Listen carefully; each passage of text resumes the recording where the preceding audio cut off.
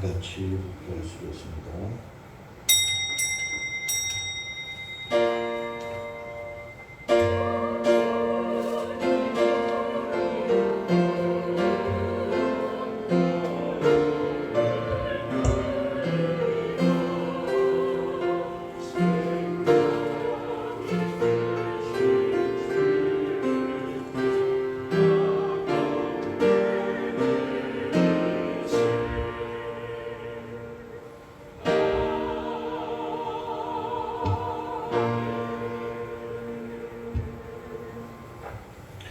여호와께 감사하라.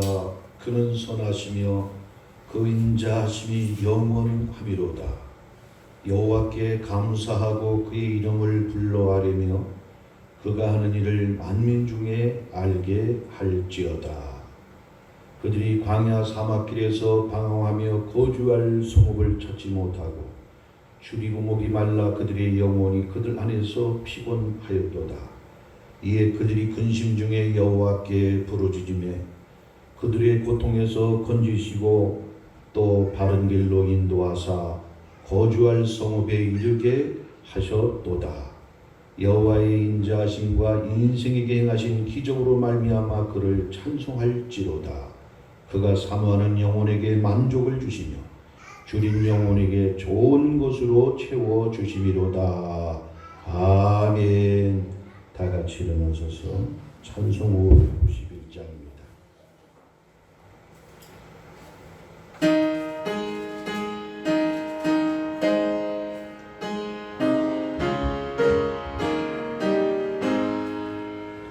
저 밭에 농부 나가 씨 뿌려놓으로 주푸신 능력 내려 잘 키워주셨네. 또사시 사철 따라 햇빛과 단비를 저 밭에 내려주니 그 사랑 한없네. 온갖 귀한 선물 주님이 주신 것, 그 풍성하신 은혜를 다 감사드리세. 저 산과 들을 보라 참 아름답구나.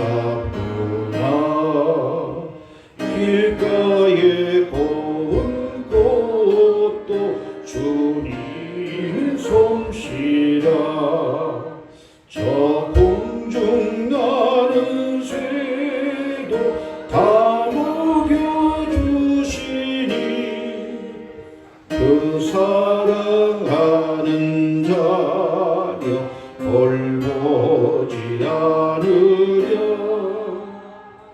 온갖 귀한 선물 주님이 주신 것, 그 풍성하신 은혜를 다 감사드리세.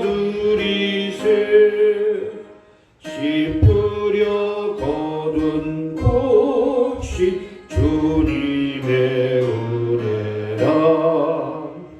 우리의 몸과 마음 새 힘이 넘치네. 주 은혜 받은 우리 참 감사하면서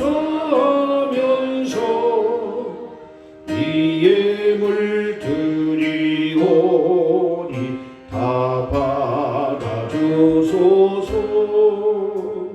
온갖 귀한 선물 주님이 주신 것, 그 풍성하신 은혜를 다 감사드리세. 啊。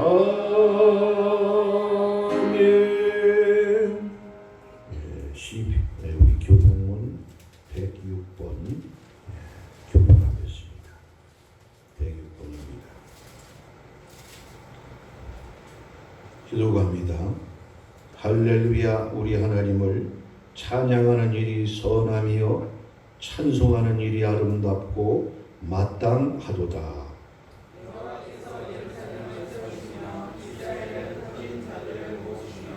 상심한 자들을 고치시며 그들의 상처를 싸매시는도다.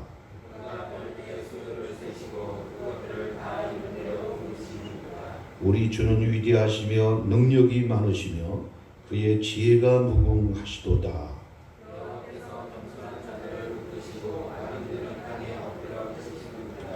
감사함으로 여호와께 노래하며 수금으로 하나님께 찬양할지어다.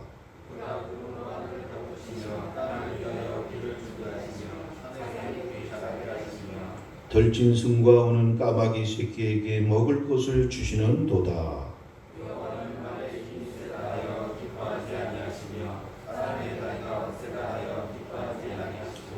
여호와는 자기를 경외하는 자들과 그의 인자하심을 바라는 자들을 기뻐하시는도다. 아멘. 지난 고백하겠습니다. 전능하사 천지를 만드신 하나님 아버지를 내가 믿사오며 그 외아들 우리 주 예수 그리스도를 믿사오니 이른 성령으로 잉태하사 동정녀 마리에게 나시고 본디오 빌라도에게 고난을 받으사 십자가에 못 박혀 죽으시고 장사한 지 사흘 만에 죽은 자 가운데서 다시 살아나시며 하늘에 오르사 전능하신 하나님 우편에 앉아 계시다가 저리로서 사한 자와 죽은 자를 심판하러 오시리라. 성령을 믿사오며 거룩한 공예와 성도가 서로 통하는 것과 죄를 사하시는 것과 몸이 다시 사는 것과 영원히 사는 것을 믿사옵나이다. 아멘. 다 같이 자리에 앉아주시고 찬송 589장입니다.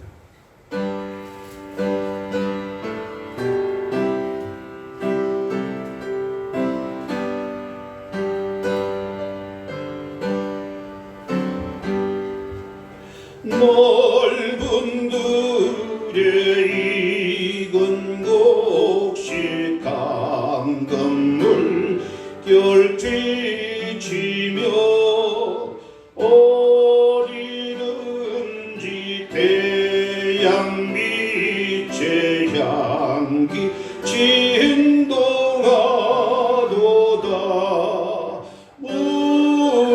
무르익은 저곡식은 낯을 기다리는데 때가 지나가기 전에 어서 추수합시다. 추수할 것 많은 때에 일꾼 매우 적으니 열심 있는 일꾼들을 주여 보내주소서. 무르익은 저곡식은 낯을 기다리는데 때가 지나가기 전에 어서 추수합시다.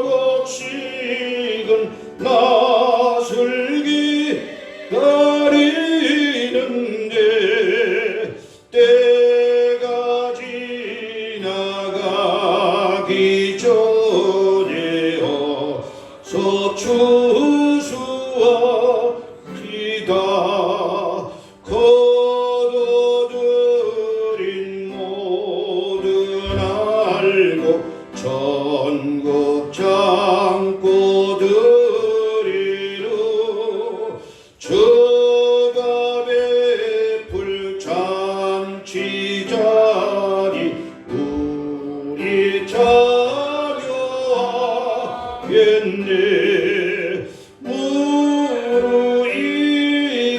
저곡식은 낯을 기다리는데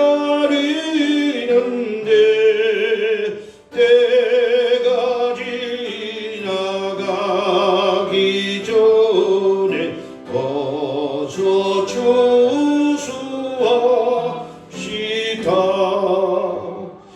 아멘. 네, 예배를 위해서 이영민 집사님 대표로 기도하겠습니다.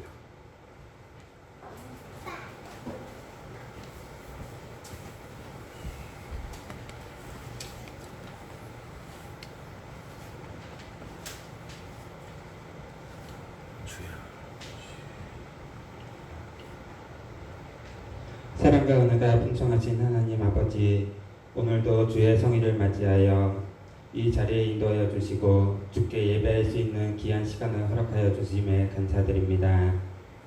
오늘 이 예배가 실패하는 예배가 되지 않게 하여 주시고 성령의 인도하심으로 신령과 진정한 예배가 되게 하여 주시옵소서. 2020년 상반기 코로나 바이러스로 인하여 많은 고난과 역경 속에서 반년이 지나가고 예배와 모임까지 폐허해지는 이때에 우리의 믿음을 더하여 주시고 날마다 기도와 찬송이 끊이지 않는 삶이 되게 하여 주시옵소서. 오늘 맥주감사주일 오순절을 기념하여 주께 간구하오니 주여 오순절날 나가 다락방에 성령이 임한같이 오늘 이 자리 성령이 충만하게 하여 주시옵소서. 어려운 이때 성령이 인도하심으로 그리고 믿음으로 헤쳐나갈 수 있도록 도와주시고 실족하는 주의 백성이 없도록 붙잡아 주시길 간구합니다.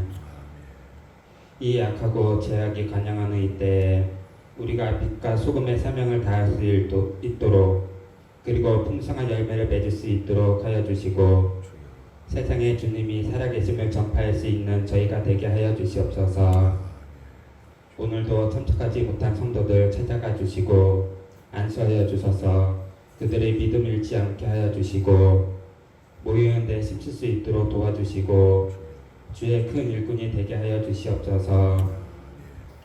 말씀을 전하시는 목사님 성령과 은혜가 충만하게 하여 주시고 듣는 우리의 심령이 옥토밭이 되게 하여 주사 마음속의 모든 어둠과 제약이 물러가게 하여 주시옵소서. 오늘도 살아계신 하나님 아버지와 우리 주 예수 그리스도의 이름으로 기도드립니다. 아멘.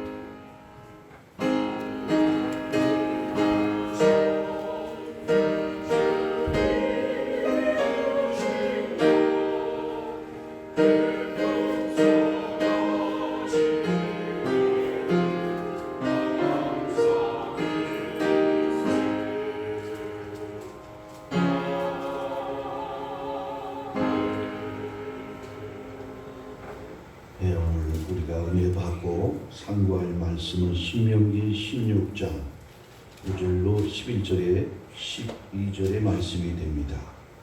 9절로 12절의 말씀입니다. 짧은 말씀이니까 우리가 다 같이 합독해서 읽어봅니다. 신명기 16장 9절로 12절의 말씀이 됩니다. 다 같이 읽습니다. 7주를 셀지니 곡식의 낫을 때는 첫날부터 7주를 세어 내 하나님 여호와 앞에 77절을 지키되 내 하나님 여호와께서 내게 복을 주신 대로 내 힘을 헤아려 자원하는 예물을 드리고 너와 내 자녀와 노비와 내 성중에 있는 내 인과 및 너희 중에 있는 객과 고아와 가부가 함께 내 하나님 여호와께서 자기 이름을 두시려고 택하신 곳에서 내 하나님 여호와 앞에서 즐거워할지니라.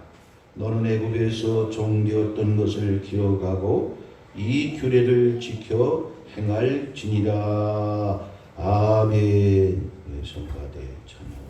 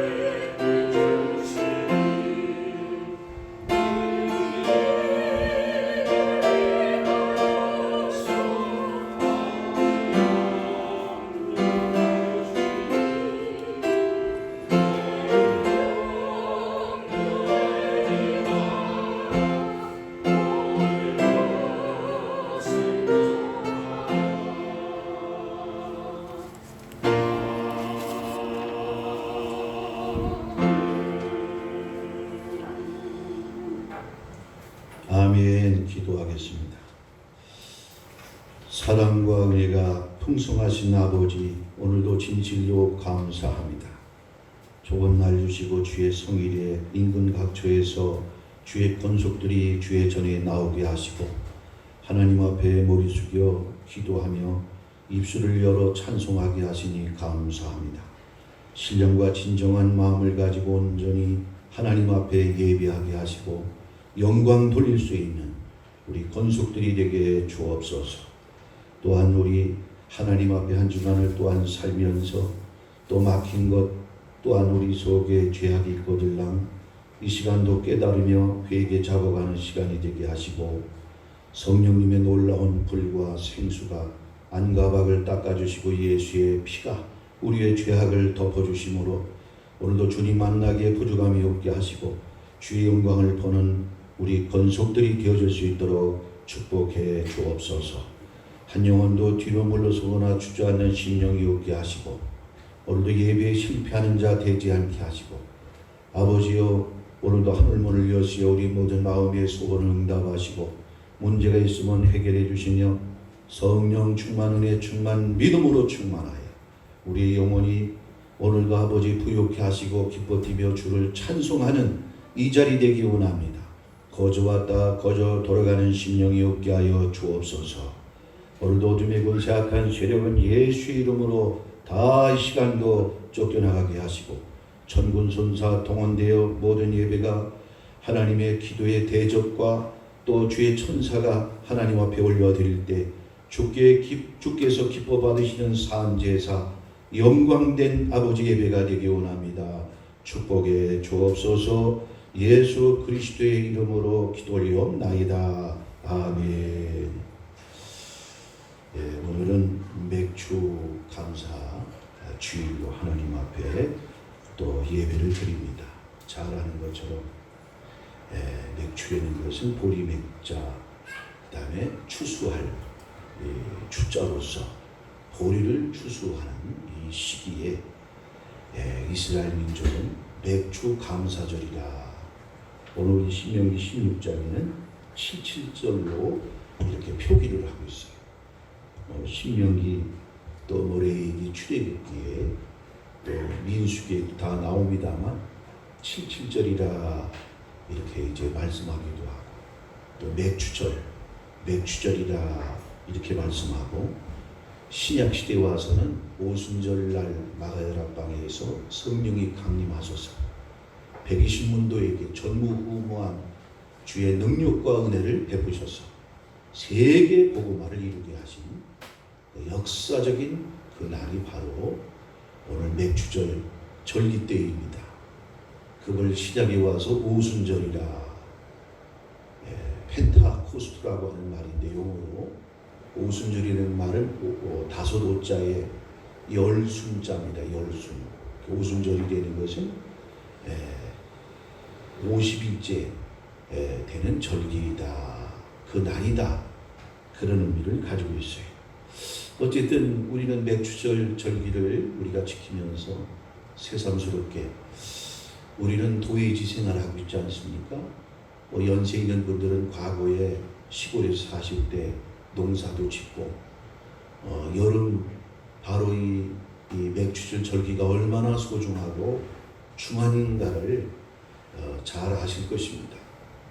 지금은 산업사회를 거쳐가지고 정보화 사회 그 가는 방향의 인류가 가늠할 수 없을 정도로 그렇게 발전하는데 이 말씀을 주신 때는 바로 농경사회 시대에 모세를 통하여 명령을 하시고 이 절기를 지키게 하셨다고 하는 사실입니다. 그때에는 농사가 모든 인류의 주업이었고 목축이 모든 나라마다 민족마다 목축이나 농사가 아니면 그때 생계를 유지할 수 없을 정도 절대적인 근본이라. 그래서 우리나라 말에도 천하지의 대사는 바로 이게 농사라는 것입니다. 농사. 천하지 대본 모든 천하의 가장 큰 일은 바로 농사이다. 그렇게 이제 그러한 유명한 말이 지어질 정도로 농사가 절대적입니다. 어쨌든 지금 시대에도 우리는 농사가 없이는 먹고 살 수가 없어요. 우리 육신은 반드시 땅에서 나는 창세기 1장에 바로 바다를 무태에서 바다를 물러가게 하시고 그 무태에다가 하나님이 풀과 씨 맺는 채소와 또 열매 맺는 과목을 되게 하소서.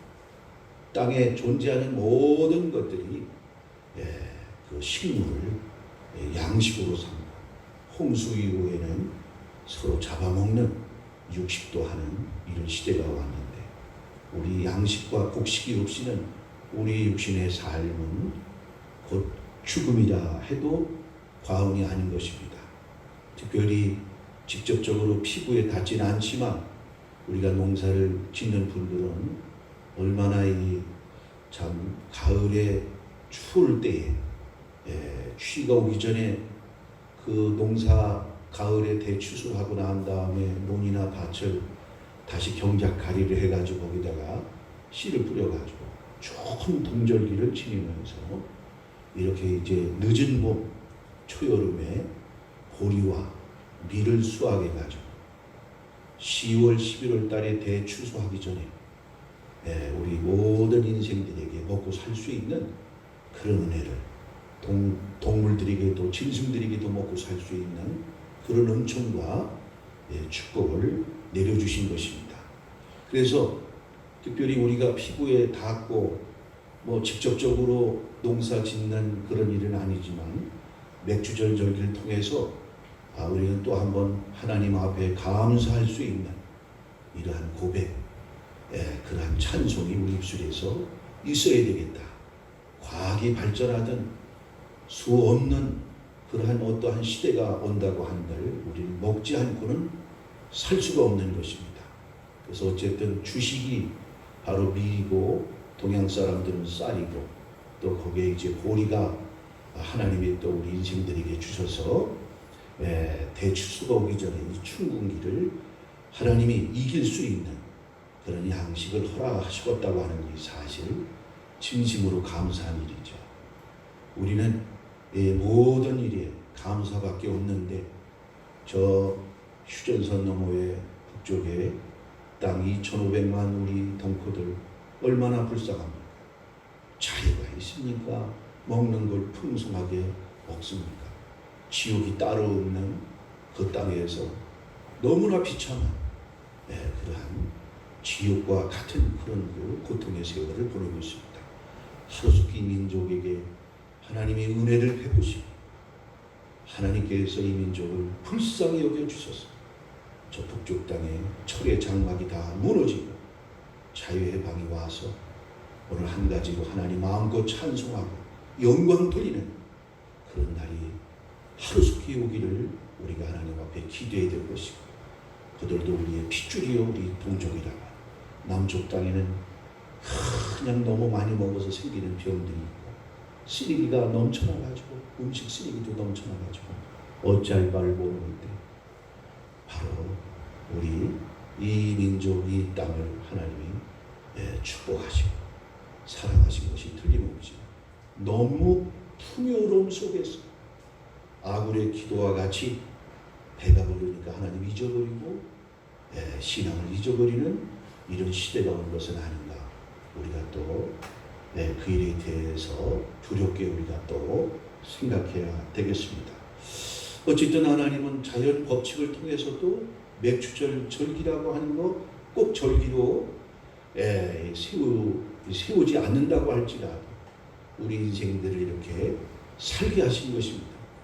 오늘 신명기 말씀이나 모세의 명령이 아니고더라도 우리는 이 맥주절 절기를 맞이하면서 하나님 앞에 영광을 돌려야 되는 것이 인간의 본분이고 또 진정한 바로 인격을 가진 존재라고 한다면 모든 것이 바로 은혜라고 하는 것. 하나님께 영광을 돌리지 못한다고 할지라도 우리를 위해서 피땀 흘려 농사짓는 저 아버지 농부들에게 우리 농부들에게 또 감사한 마음을 가지고 우리가 식탁을 돼야 되지 않겠나 그런 생각을 하는 것입니다. 그래서 우리는 자연적인 그런 성경, 하나님이 자연 속에도 하나님의 그 뜻과 섭리를 그 법칙 속에 우리 인생을 풍요롭게 살아갈 수 있도록 허락하신 그 은혜, 우리가 이제 그것을 깊이 우리가 깨달으면서 감사와 영광을 돌려야 되겠어요. 그러나 점점 가면 갈수록 세계는 모든 자연까지 기후까지 미쳐 돌아가는 현상을 봅니다. 요 한 보름 전인가요? 뉴스에 보니까 시베리아에서 가장 추운 곳이에요. 영하 보통 40도, 50도까지 내려가는데, 그런데 거기 얼마나 뜨거운지 영상 38도. 여기 대한민국의 코리아 땅보다도 더 뜨거운 날이 돼가지고 다 얼음이 다 녹아내릴 수밖에 없는 것입니다.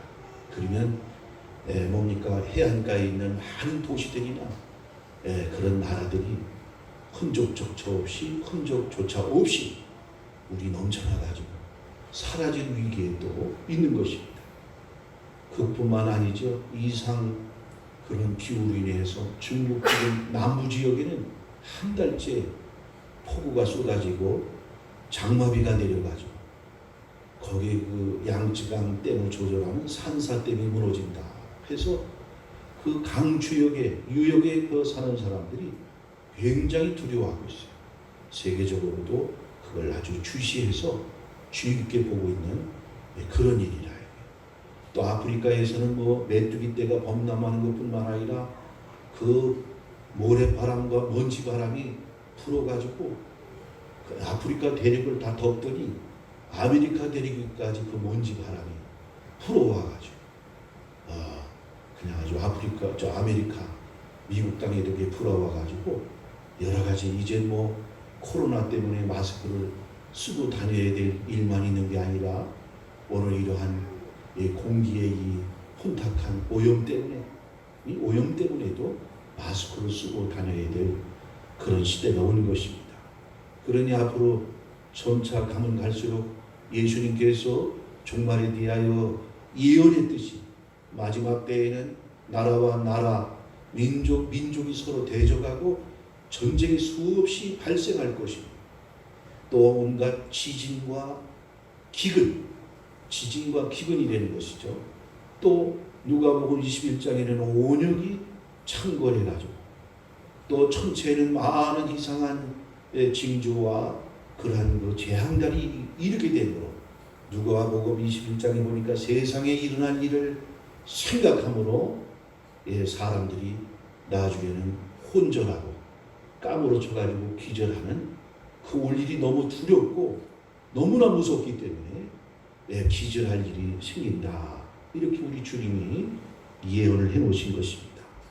이런 때 우리의 믿음의 사람들은 주의 날을 간절히 우리가 사모하면서 이제 주님이 오신다고 하는 것, 환경과 자연적인 징조를 통해서도 이스라엘 민족의 회복을 통해서도 또 주님은 말씀하셨어요. 내가 올 때에 믿음 있는 자를 보겠느냐. 믿음 있는 자를 보겠느냐.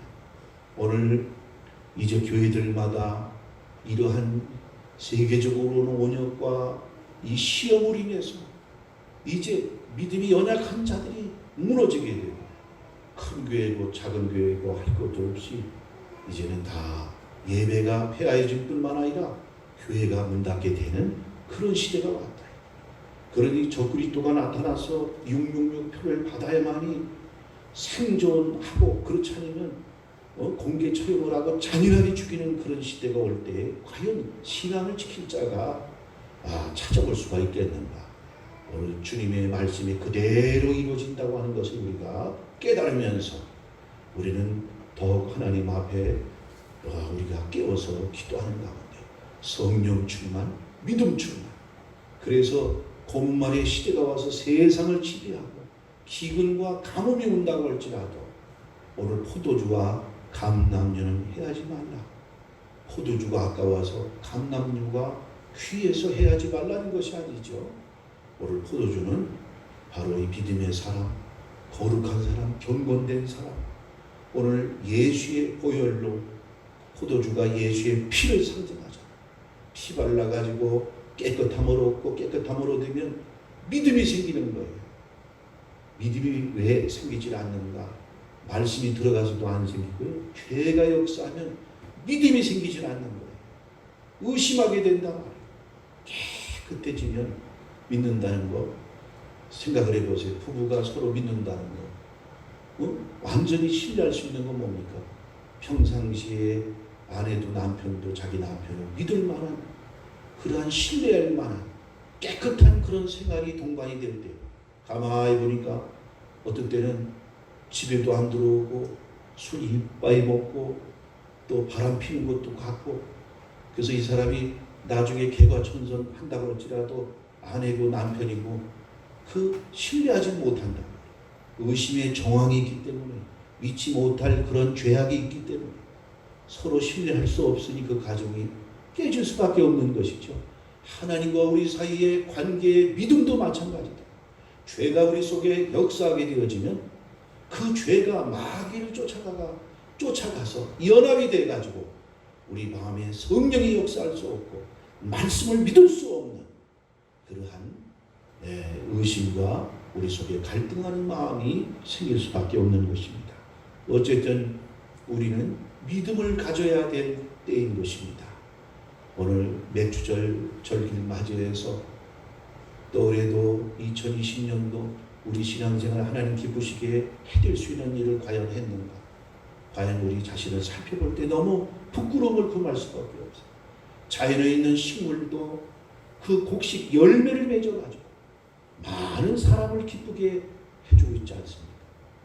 먹고 살 수 있도록 생명을 유지할 수 있도록 지금 그 곡식이 우리에게 은혜를 베풀고 있다고 하는 그런 사실이에요.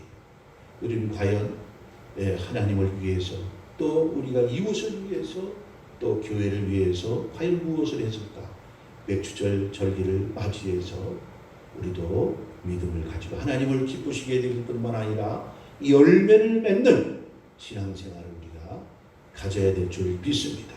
그래서 후반기 시작하자마자 첫 주가 또 매번 그렇습니다만 항상 후반기에 첫 주는 맥주절 절기로 교회 그 연역으로 지키게 되어 있어요.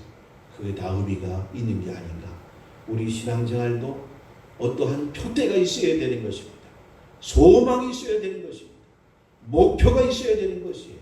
결국 우리 신앙생활도 열매 맺는 것이고 하나님도 우리에게 파종을 해서 우리 심령 가운데 말씀의 씨앗을 뿌림으로 결국 길가밭 되거나 가시덤불 밭이 되거나 또한 볼짝밭이 되길 원하시 않는다.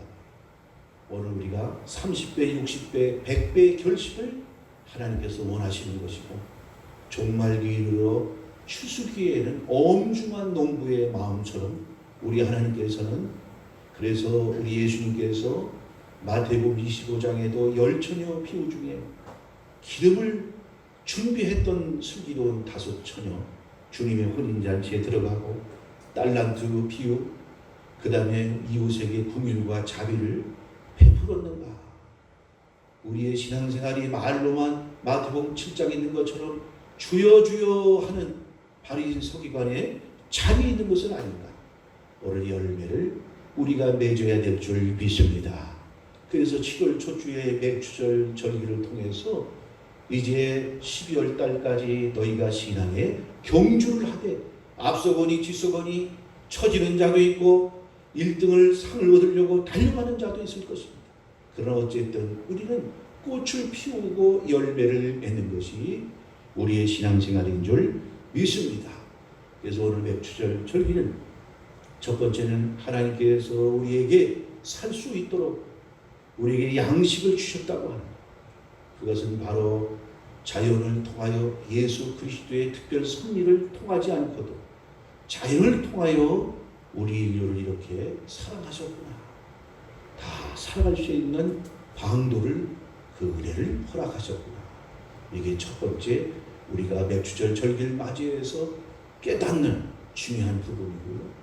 두 번째 부분은 우리가 열매를 맺어야 될 줄 믿습니다. 세리와는 마태복음 3장에도 누가복음 4장에도 그런 말씀을 주고 있어요. 도끼가 나무 뿌리에 놓였으니 열매 맺지 않는 나무마다 가지마다 전부 도끼로 찍어서 불에다 태우게 하신다. 불에다 태운다. 얼마나 무서운 일입니까? 또 누가복음 10장인가요? 거기에 이제 11장인가 보면 이런 얘기가 나와요. 어떤 주인이 포도원 밭에다가 무화과 나무를 심었다. 그래서 심어놓고 그 열매를 얻으려고 첫 해에 가을이 와서 열매를 구했더니 열매가 없더라는 거예요. 그렇게 수고하고 그 밭에다가 그 나무를 심으면 농부의 마음이 뭐냐 이거예요. 오늘 요한복음 15장에 우리 하나님은 농부시고 우리 주님은 포도나무고 너희는 가지다. 가지마다 나무에 붙어있으면 열매를 맺나니 맺지 않은 가지마다 전부 뭐라고 했습니까? 가지치기를 해가지고 갖다 버린다고 이렇게 말씀을 하신 것입니다. 오늘 도끼가 나무 뿌리에 놓여 있다는 거예요. 열매 맺지 않은 것은 어떻게 하느냐? 그 쳐서 나무의 옥적, 나무의 기름이 상실이 되어버렸다가 불에다 태우는 땔감밖에 할 수가 없다는 거예요. 그래서 포도원 밭에다가 무화과 열매를 심어놓고서 구했으나 그 한 해에 와서 열매가 맺히지 않은 거예요. 그래서 포도원 그 밭의 주인이 일하는 일꾼 보고 그랬어요. 야, 이거 땅만 버리는 거 아니냐? 땅만 버리는 거 아니냐 이거. 그러니까 내년 한 해만 더 일할 수 있도록 이 무화과의 열매를 맺을 수 있도록 힘써 보겠습니다. 그래서 이태를 또 그 포도원밭 주인이 그 농부에게 일꾼에게 그렇게 기한을 주었어. 그래서 그 다음에 와서 보니까 또 가을에 와서 열매를 구하려고 했더니 열매가 없는 거예요. 그 주인이 화가 나서 그런 것입니다. 야, 이거 도대체 열매가 없는 걸 보니 이 나무가 무슨 필요가 있겠는가? 반만 버리는 거 아니냐? 한 해만 더 참아주소서. 그래서 세 해째 참아줬는데 세 대는 그 해에 와서 열매를 구했는데 열매가 없더라는 거예요. 그래서 이제는 찍어버려라. 땅만 버리고 찍어버리고 소출을 그 열매를 맺을 수 있는 다른 나무를 심으라 하고 그렇게 말씀하시는 것을 볼 수가 있어요. 하나님도 우리 인간의 모든 이 땅의 정상적이고 또한 모든 것이 질서대로 이루어지는 부분은 다 하나님의 모든 섭리와 역사 속에 이루어지는 그 방법이나 신앙의 방법이나 자연의 법칙이나 다 대동소이함을 우리는 거기서 깨달아야 되는 것입니다. 우리 세리요한이가 예수님을 소개할 때 우리 주님의 신들매도 자기는 들기도 감당치 못하겠노라고 말씀하시면서 그분은 성령과 불로 너에게 세례를 주실 것이다. 그러나 또 이어서 하신 말씀이 뭐라냐? 자기의 타작마당을 정하게 하사 알곡은 곳간에 들이고 쭉정이는 꺼지지 않는 불에 태우시리라. 우리 주님의 사역이 두 번째 또 중요한 사역이 있다고 하는 거예요. 한없이 그 죄를 범하고 또 용서를 청하는 이러한 끊임없는 다람쥐 쳇바퀴 도는 그 인생에 회개도 하나님이 궁일과 자비를 베푸시지만 이제 믿고 나서 은혜를 받고 그만한 이제 신앙생활의 성장이 이루어진 자들에게는 반드시 열매를 구한다고 하는 사실을 우리가 깨달아야 되는 것입니다. 어린 자녀를 낳았는데 그 키가 자라질 않아요. 또 생각과 마음도 어른만큼 성숙하지 못하다. 얼마나 큰 고민이 되겠어요. 얼마나 그 부모의 마음에 그 고통을 주게 되느냐. 마찬가지입니다. 인류 농사를 지으시는 하나님께서 우리의 신앙생활이 어제보다 오늘이 달라지고 오늘보다 내일이 달라지고 그래서 쑥쑥 자라간다면 그래서 에베소 4장에서 예수의 머리에까지 자라가라. 예수의 머리에까지 자라가라. 아는 것과 믿는 것이 하나가 되어 온전한 사람을 이루어 그리스도의 머리에까지 우리의 신앙생활이 자라가기 원한다고. 그래서 자라가는 과정에는 어린 그 자녀들을 키워보면 알지만 성장통이 있고 병이 날라면 명령현상이 일어나다. 그래서 우리는 5가지를 항상 믿음 가지고 난 다음에 우리 신앙생활을 키우는 것이 영적 성장이라, 영의 성장이라고 하는 그러한 부분이 있다는 거 우리가 눈이 열려야 돼요. 그래서 사도 베드로도 베드로후서 1장에 우리에게는 믿음으로서 신앙생활이 끝나는 게 아니고 믿음이 되는 것은 하나님과의 관계요 신분증을 취득하는 일이라, 자격증을 취득하는 일이에요. 그러나 자격증 취득했다고 기술이 그 사람이 다 100%더 탁월하고 뛰어난 기술이 그 있다고 보장할 수 없는 거예요. 날마다 그 기술을 연마하고 훈련하고 그런 것처럼 우리에게는 시험과 또 연단과 훈련과 성숙과 성장, 이 5가지가 필요합니다. 시험과 반드시 시험. 그래서 우리는 지금 모든 면에 지금 시험을 받고 있다고 하는 거, 이게 지금 성숙하는 과정으로 지금 가는 일인가요? 과정으로 가는 일이에요. 코로나 바이러스도 우리의 신앙을, 사도 바울이 말씀하시지 않았습니까? 너희 안에 믿음이 있는가 없는가 시험해 보라 이거. 하나님은 코로나 바이러스를 가지고도 우리를 시험을 하고 계세요. 또 질병을 가지고도 시험을 하고 있어요. 사건 사고를 가지고도 시험을 하고 있어요. 물질을 가지고도 시험을 하고 있어요. 사람을 통해서도 시험을 하고 있다. 우리는 이 땅 자체가 바로 욥이 고백한 것처럼 인생은 고난을 위해서 난나니 불티가 하늘로 나르는 것처럼 이 인생이 바로 고난이 되는 거예요. 천국 가는 날까지 앞서거니 뒤서거니 할 때 사도 바울과 같이 하나님 앞에 붙잡히고 큰 그릇은 그의 삶 자체가 평범한 신앙생활을 하는 사람들은 이해할 수가 없는 거예요. 생각을 해보세요. 수없이 매맞고 돌로 맞아서 죽고 일주일씩 배가 깨져가지고 널판지 조각을 잡고 3번이나 풍랑을 만나. 우리는 한 번만 만나도 예수 믿는데 뭔가 어려워 봐요. 그곳에 하나님의 뜻을 알지 못하죠. 믿음의 지혜가 없어가지고 믿음이 약하니까 그걸 깨달을 수가 없는 것이. 시험이 오거든 야고보 예수님의 동생입니다. 야고보 1장에 뭐라고 말씀하고 있어요? 기쁘게 여기는데 어떻게 기쁘게 여기느냐? 온전하게 기쁘게 여기는, 진짜 기쁘게 여기는 거예요. 그런 얘기했다간 지금 현대 크리스찬들 쾌락을 중심으로 기복을 사술과 복술로 미움을 받고 있는 사술과 복술이에요.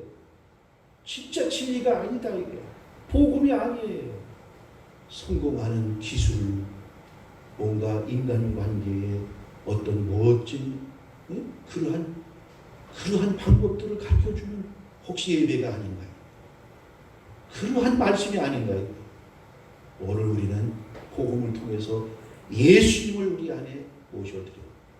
오늘 어떤 환난이나 시험이 와도 과연 예수가 있는가 없는가, 그 우리의 마음속에 그 믿음을 시험해 보라고 말씀하셨는데, 그래서 6.25 때 순교한 분들은 얼마나 지금 이 시대에 우리 같은 사람들 이런 그 실력을 가지고 저 김정은이가 내려와서 예수 믿는 사람들은 최소가 아우지 탕관이고 지금도 예수 믿던 거 기도하다가 들키면 공개 처형을 하거든요.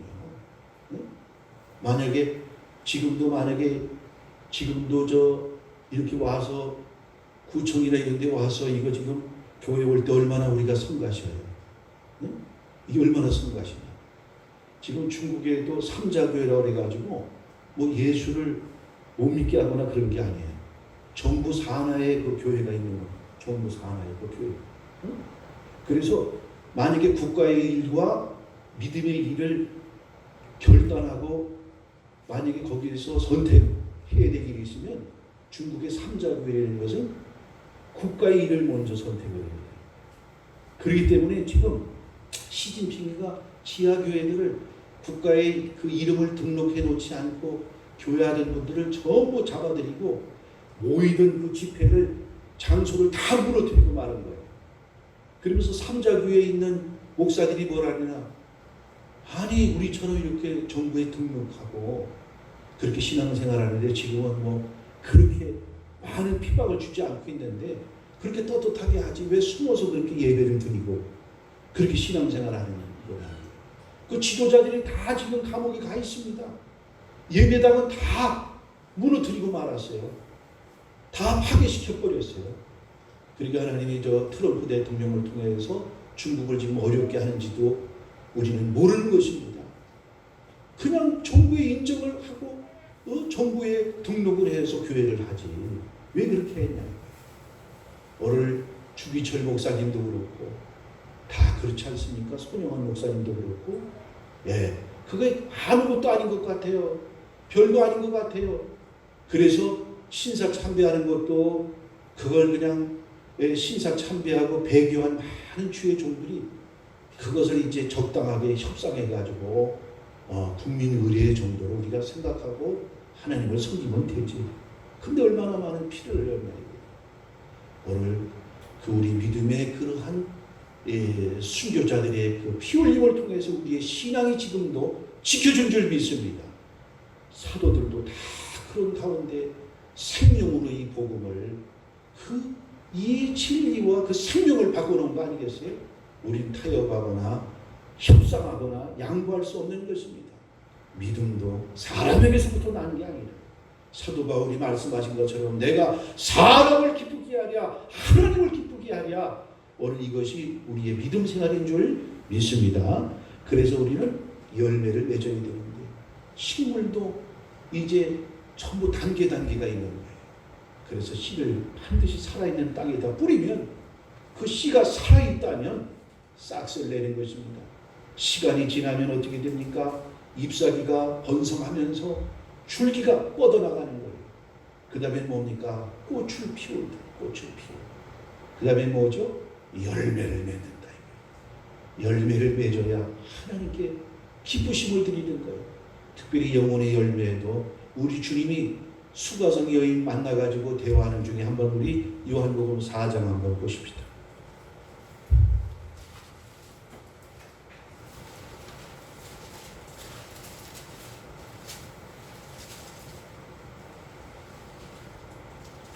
요한복음 4장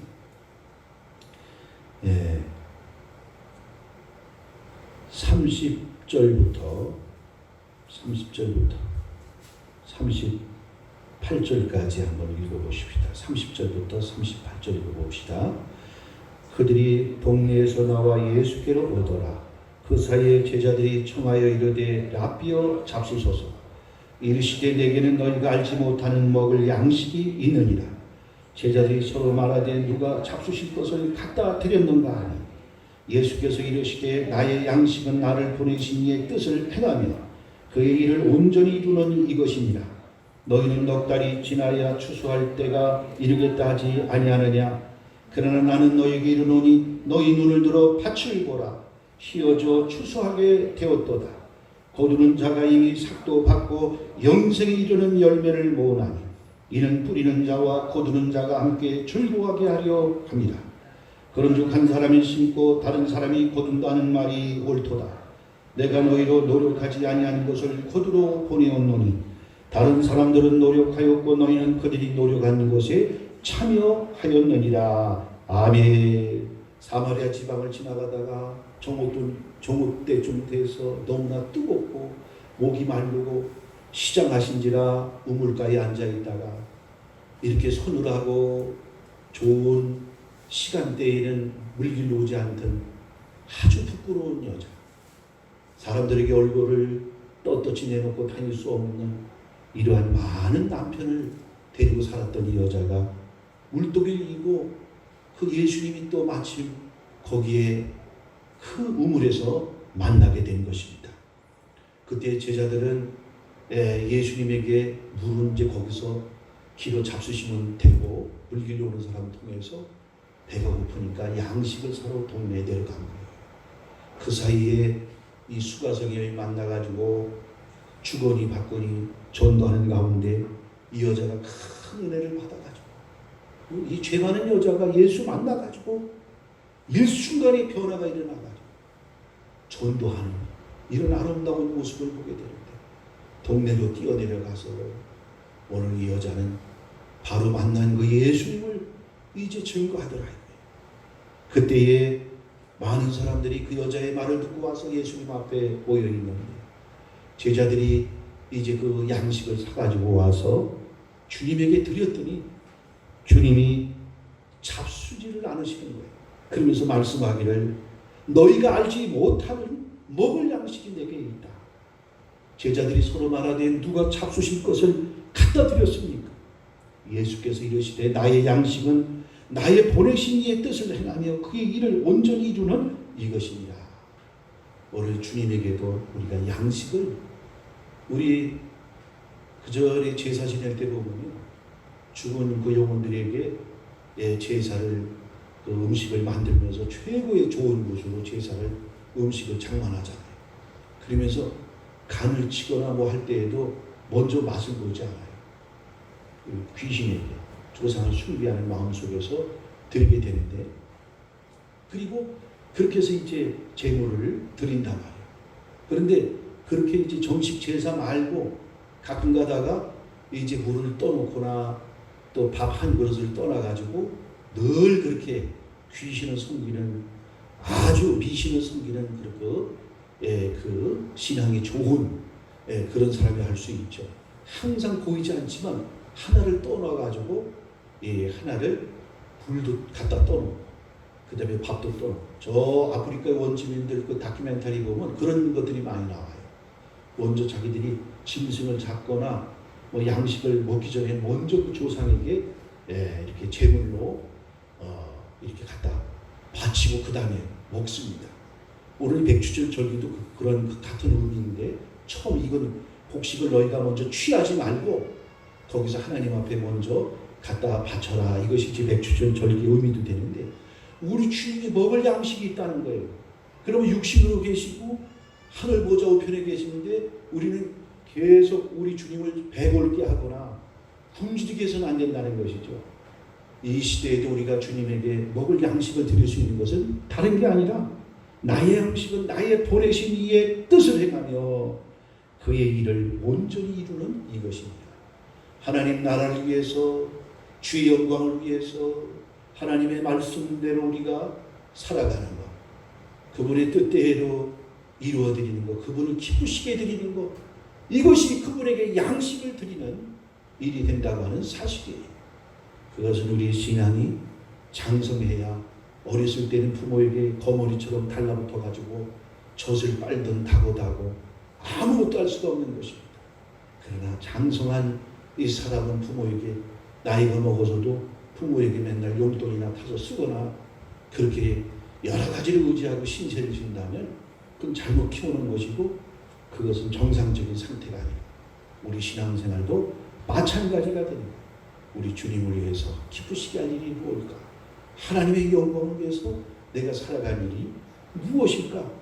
그것은 우리 주님에게 양식을 드리는 일인 줄 믿습니다. 그래서 우리는 이제 열매를 맺어야 되는, 그래서 깨달을 때 싹을 피우는 거예요. 믿을 때 잎사귀와 줄기가 번성하는 것입니다. 그 다음에 순종할 때 꽃을 피우는 거예요. 그 다음에 행할 때 열매를 맺는 일이다. 그래서 그 열매를 맺으면 반석 위에 집을 지은 자와 같아. 이 말씀을 듣고 지켜 행하는 자가 반석 위에 집을 지은 자와 같으리라.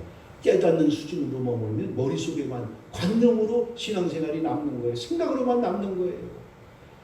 믿어야 됩니다. 믿는다는 것은 행동에까지 그것이 이루어질 때 온전한 믿음이 되는 일이죠. 야고보에서는 그렇게 야고보 기자가 보고 있는 것이죠. 믿어야 됩니다. 그래서 하나님의 역사하시는데 보이지 않는 분을 보는 권력자보다도 더 두렵게 하고 그 보이지 않는 그 분을 바라는 것들의 실상이고 보지 못하는 것들의 증거인 그 하나님을 향하여 우리가 신전의식을 가지고 고람대오의 신앙을 가지고 살아가는 것, 바로 그것이 우리의 진정한 믿음이 된다고 하는 사실이에요. 그래서 요셉이 애굽 땅에 가서도 젊은 나이에 정욕이 한참 불타오를 때에도 그렇게 죄를 저지르지 않는 것이 하나님 앞에서 내가 어찌 이런 악을 행할 수가 있겠습니까? 오늘 그렇게 고백한 것이다. 다니엘이 그렇게 금령을 세워놓고 다른 어떤 자에게 다른 어떤 신에게 구하는 것이 있으면 사자굴에 던져놓는다고 할지라도 그는 하루 3번씩 두려워하지 않냐고 보이지 않는가 하나님이 바로 인생의 진정한 주관자여 인생을 살리기도 하고 죽이는 그런 분이라고 하는 사실을 믿고 나갈 때 그는 3대에 걸쳐 위대한 총리가 되고 100세까지 떵떵거리는 부귀영화와 존귀와 권세를 누리고 살았던 것을 우리가 볼 수가 있는 것입니다. 그래서 우리는 열매를 맺어야 되겠다.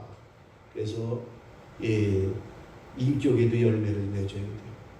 우리 신앙에도 날마다 열매를 맺는다는 것은 한 일이 있고요. 결과가 있어야 되는 일이에요. 네? 한 일이 있고 결과가 있어야 된다. 그러니까 오늘 물질에도 또한 여러분의 병에도 모든 부분의 가지처럼 줄기가 힘차게 뻗어나가야 돼요. 그래서 그 믿음을 천국 가는 데만 그 믿음이 한 통로로만 사용돼서는 안 되는 일이다. 하나님은 이 믿음을 가지고 세상을 이기길 원한다. 여호수아의 믿음을 가지고 가나안 땅을 정복하고 믿음을 가지고 요단강을 평지 건너게 하시고 그러니까 하나님께서는 이 믿음을 마음껏 이제 휘둘리길 원하고 사용하길 원하고 믿어주길 원하는 것이 하나님의 일이다 이거예요. 뭐 내가 그 카톡에도 그런 이제 내용을 하나 보냈는데 이 카톡에 어떤 내용이 있냐면 70년도 초반인데 저쪽 경상도 지역의 한 여집사님이 생선 장사를 해요. 그런데 교회를 보니까 너무나 시골 교회인데 그 너무나 이렇게 다 옛날에 지은 교회가 돼가지고 비도 새고 너무나 그걸 보면 가슴이 아픈 거예요. 그래서 이 집사님이 생선 장사를 하면서 다니면서 늘 기도를 해요. 하나님 나를 통해서 교회를 세우게 건축할 수 있도록 도와달라. 참 우스운 얘기죠. 생선 장사는 그 시골의 무지력의 집사님이 어떻게 건축을 할 수 있겠어요? 무슨 돈이 있어가지고 생선 장사를 해마다 그렇게 하고서 이제 기도를 하면서 생선을 팔러 다니는 거예요. 그랬더니 어느 외진 곳에 갔더니 왜 할머니가 생선 좀 주고 가게. 돈은 없는데 내가 저 조상 때부터 내려온 거나 이런 것들 좀 모아둔 게 있네. 내가 이 모아둔 게 좀 있는데 고물인데 이거하고 좀 생선 좀 바꿔주게. 그래서 이 집사님이 그 할머니 또 참 생선을 잡수시게 하려고 좋은 마음으로 고물이 뭐 큰 돈이 되는 것 같지는 않은데 그래서 그 생선을 바꿔준 거예요. 그 바꿔줘가지고 고물 갖다 놓고서는 이리 보고 밤에도 이리 보고 저리 보고 이러니까 어느 한 물건을 보니까 범상한 물건이 아닌 것 같아요. 그래서 목사님에게 내가 이게 생선 팔러 갔다가 왜 할머니가 고물하고 바꾸자 그래가지고 이걸 바꿨는데 목사님이 이거 한번 알아보세요. 그래가지고 목사님이 그 시골에서 서울의 인사동에 뭡니까 이러한 고문선하고 이런 거 다 취급하는 인데 그런 데를 간 거예요. 가가지고 그걸 감정하는 그 주인에게 이게 좀 어떠냐고 물어봤더니 이리저리 경청하더니 내가 10만 원 드릴 테니까 놓고 가. 그 목사님이 이게 별거 아닌 것 같아가지고서 이렇게 했는데 10만 원을 이 물건이 준다는 거 보니까 딱 직감을 한 거야. 야 이게 보통 물건이 아닌가 보다. 저는 이게 내가 주인이 아니고 누가 의뢰를 해서 오늘 좀 알아보고 오려고 해요. 20만 원 드리면 어떨까요? 아유, 저는 안 됩니다. 가지고 가야 돼요. 그래가지고 올라가지고 나중에 얼마냐면 600만 원 가지고 70년도 초. 네? 그래가지고서는 이 뭡니까? 고물 하는 그 양반이 내가 이제 더 이상 600만 원 외에는 더 이상 줄 수가 없다. 600만 원에 이걸 놓고 갈 거야, 안 놓고 갈 거야. 그래서 목사님이 600만 원을 그걸 받아가지고 온 거야. 그리고 집사님한테, 야, 이거 하나님께서 이게 600만 원, 이게 이렇게 주셔가지고 이렇게 받아가지고 왔다. 그 집사님이 400만 원을 건축원금을 한 거예요. 그때도. 그게 교회를 아름답게 친 겁니다. 200만 원 가지고서 계속 기도를 한 거예요. 싫어합니다. 계속 기도를 했더니 자꾸 울산 저쪽에 해변가에 그 쓸모없는 바위에다가 그 모래투성에 있는 땅을 자꾸 사라고 자꾸 사. 200만 원 남았는데 150만 원 정도면 그 땅을 그게 자연히 자꾸 이렇게 뭔가 자꾸 그 하나님께서 영감도 주지만 그 자꾸 땅을 사라고 이렇게 하더라는 거예요. 부동산하고 우연히 또 만나가지고 연결이 돼요. 그래서 그 땅을 산 거예요. 그냥 150만 원에 그냥 그 땅을 사버리고. 그래 몇 년 지났더니 웬 사람들이 뭐 설계도를 가지고 오더니 와서 이 땅을 팔지 않겠냐. 그래서 얼마를 주겠냐고 그러니까 1억을 준다는 거예요. 150만 원 주고 산대. 아유 1억 나는 안 판다. 그래가지고 계속 하다가 얼마에 팔았냐면 29억에 팔았다는 거예요.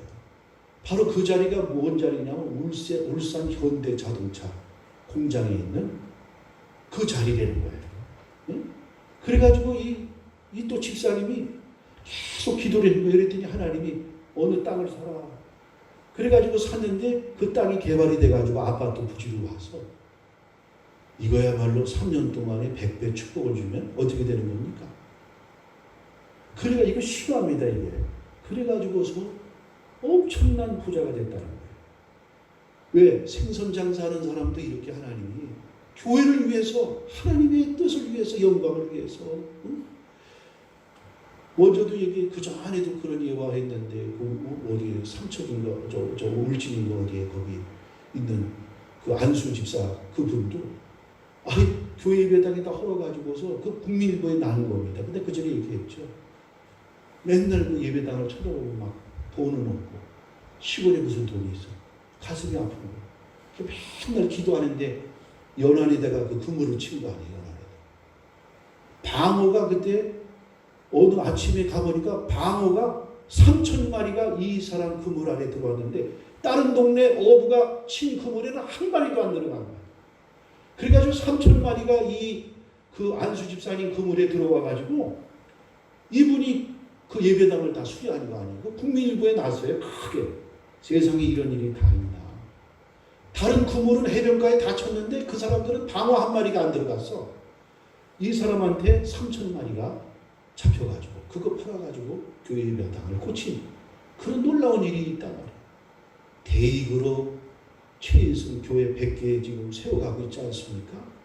주님을 위해서 하나님의 뜻을 위해서 우리 일하다가 솔로몬 1,000번째 드리고 덤으로 어마어마한 하나님의 일을 하다가 복을 받는 거예요.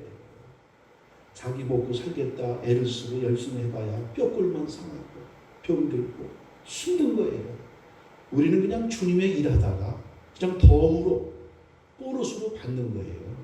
이랜드고 무슨 뭐 이래전자고 무슨 신원에서의 한독 화장품이고 소망 화장품이고 주의 일하다가 오늘 우리의 믿음의 그 영역에도 우리가 오늘 맥주절 절기를 맞이해서 우리가 신앙을 우리가 그 부분에서도 우리가 신앙을 가져야 될 줄 믿습니다. 한 3번째, 4번째 더 해야 되는데 시간이 다 돼가지고 이것을 마치도록 하겠습니다. 기도하겠습니다. 아버지, 오늘도 이 시간도 도와주셨고 오늘 상반기는 참으로 세상도 어지럽고 또한 여러 가지 참 시험이 큰 시험 가운데 우리 신앙도 제대로 살려보지 못하고 꽃을 피우거나 열매도 맺지 못했습니다. 이제 후반기를 시작할 때 맥주절 절기를 맞이하게 하시면 우리에게 열매를 맺어야 된다고 하는 것, 자연에 있는 식물도 시간이 지나면 열매를 살아있다면 열매를 맺습니다. 과연 자연의 식물보다 못한 우리 인생으로 지으셨습니까? 우리는 위대한 하나님의 골짜품입니다. 누구보다도 세상에 우리가 지지 않게 하시고 뒤로 물러서지 않게 하시고 이긴 우리에게 세상을 이길 힘은 하나님이 우리에게 주신 아들의 핏값으로 우리에게 주신 선물인 믿음인 줄 믿습니다. 성령도 주셨습니다. 천지가 없어도 변함이 없는 하나님의 말씀도 주셨습니다. 이런 무기를 가지고 올 하반기에 우리는 열매를 맺을 수 있는 신앙의 성숙과 성장을 이룰 수 있는 은총을 베풀어 주옵소서. 예수 그리스도의 이름으로 기도리옵나이다. 아멘. 찬송가 214장.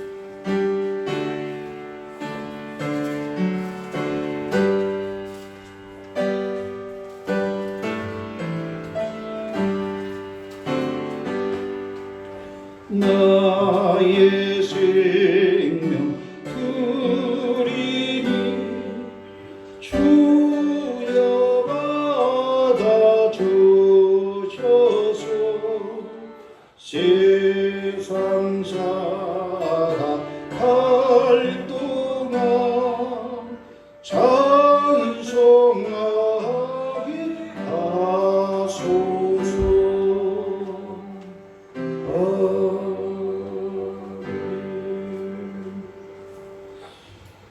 다른 광고는 없고요. 우리 박 집사님이 참 그렇게 또 사고를 당하셔가지고 빨리 그 완쾌가 되셔야 될 것 같아요.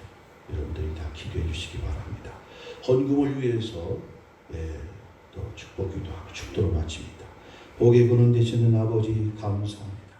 오늘도 이렇게 맥주절 절기를 맞이해서 또 감사의 보러 하나님 앞에 영광 돌리게 하시니 진실로 감사합니다. 자연에게도 하나님이 우리 인생을 살 수 있도록 양식을 이렇게 허락하시오. 우리가 이렇게 생존하고 또 살 수 있는 것도 하나님의 은총인 줄 믿습니다. 더 나아가 믿음의 사람은 영생과 영광을 얻게 하기 위하여 성도의 죽음은 존귀하게 보신다고 말씀하셨고 천사가 혼모하는 우리 인생이 있는 줄 믿습니다. 우리는 아무렇게나 살고 방탕하게 하거나 우리는 책임 없는 그러한 그 삶을 살아서는 안 됩니다.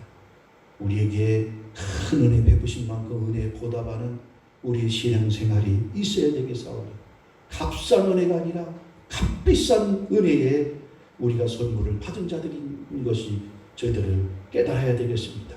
신의 아들들이 된 줄 믿습니다.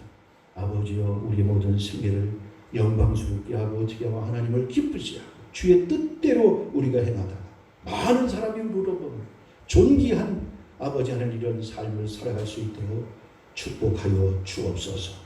각가지의 물로 봉헌에 싸우니 때를 따라 도우시는 주님의 놀라운 역사 속에 날마다 감탄하며 하나님의 역사를 생활 속에서 체험하고 증거할 수 있는 우리 한미교회 권속들이 되게 하시고 오늘도 사고로 인하여 참석하지 못한 우리 박채욱 집사님 하루속히 치유하여 주시어 건강으로 다시 신앙생활 복귀하게 하시고 또 몸이 아파 참석하지 못한 우리 집사님에게도 귀한 은혜 주시고 믿음을 주시어 날마다 승리할 수 있는 은총을 베풀어 주옵소서.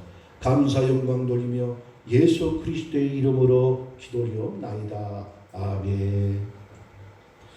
다 같이 읽는 찬송 495장 1절.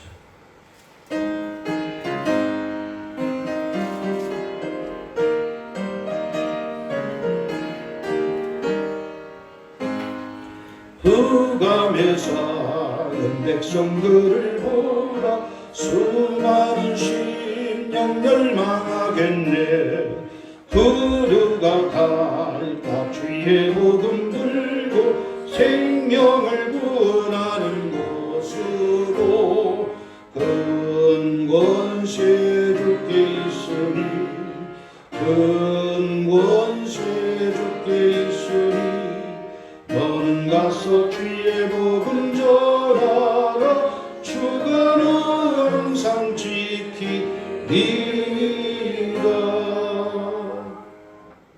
기도하겠습니다. 지금은 우리 주 예수 그리스도의 은혜와 무한하신 하나님 아버지의 사랑하심과 성령님의 감화감동 교통하심이 오늘 거룩한 주일 맞이하여 주 앞에 나와 영광 돌린 귀한 성도들의 머리 위에와 저들의 가정과 자녀들과 사업장과 직장 위에 지금부터 영원토록 함께 하실지어다. 아멘.